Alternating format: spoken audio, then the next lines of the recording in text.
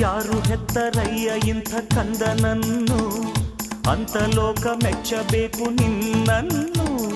ನಮ್ಮ ಆಶಾ ಗೋಪುರದ ಕಲಶವಾಗು, ವಿದ್ಯೆ ಎಂಬ ಖಡ್ಗವೊಂದು ತಂದೆ ಕೊಡುಗೆ, ವಿನಯವೆಂಬ ಅಸ್ತ್ರವೊಂದು ತಾಯ ಕೊಡುಗೆ.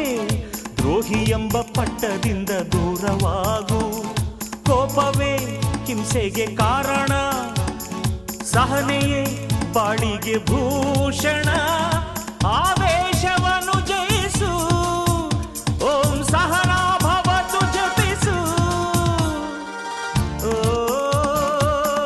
ಮೈ ಸನ್, ಅಮ್ಮನ